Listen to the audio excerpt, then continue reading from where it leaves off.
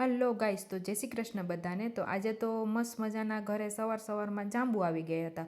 તો આપણે તાજા મસ્ત જાંબુની આજે તો મોજ લીધી અને એકદમ ફૂલ મીઠા હતા. અને ત્યારબાદ અહીંયા ઘઉંનું ખેતર આખું સળગાવવામાં આવ્યું હતું. તો પવન પણ એટલો જ હતો ને, તો આખું ઘરની અંદર આખા કાળા કાળા જે ઉડીને આવે ને, તે આખા ઘરમાં ભરાઈ ગયા હતો. તો એ વારી ચોરી લીધા અને ત્યારબાદ અમે નીકળી ગયા સીધા નાસ્તો કરવા માટે જુનાગઢ. તો હવે જઈએ છીએ બાઇક ઉપર.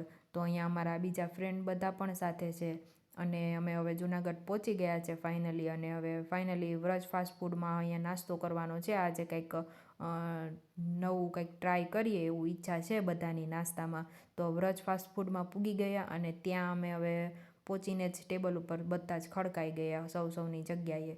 અને ત્યારબાદ હવે ઓર્ડર આપી દીધો છે. અહીંયા અમિતે મગાવ્યા હતા ખાવાસા અને અમે બધાએ મગાવી હતી આલુપૂરી. તો આવી રીતે અહીંયા મશીન છે. હવે આપણે તો આની રેસીપી પણ ખબર નથી કેવી રીતે બને. અહીંયા આ ભાઈ બનાવે છે. હવે જોઈએ, પહેલી વાર આપણે ટેસ્ટ કરીએ. અને આ ભાઈને આલુપૂરી નહોતી ખાવી એટલે એને મંગાવ્યા છે પકોડા.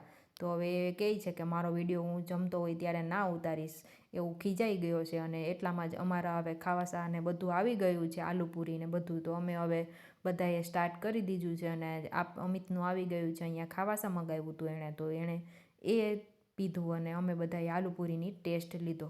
તો સરસ મજા આવી આલુપૂરી ખાવાની. આપણે અહીંયા પહેલી વાર ટેસ્ટ કર્યો છે પણ ટેસ્ટમાં તો બેસ્ટ જ છે.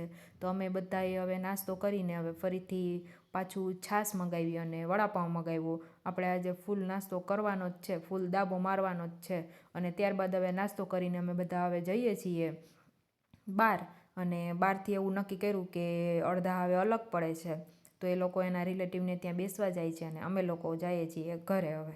તો હવે એ નીકળી ગયા છે અને અમે પણ નીકળી ગયા છે. અને રસ્તામાં આપણે દેખાઈ ગઈ પાણીપુરી. એટલે પાણીપુરી તો આપણી ફેવરિટ, એટલે એ તો મૂકવાની જ ના હોય, એક પ્લેટ તો ખાવાની જ હોય. તો અહીંયા હવે પાણીપુરીની મોજ લઈએ. અને તમે બધા આવા નવા વિડીયો જોવા માટે ચેનલને ફોલો કરતા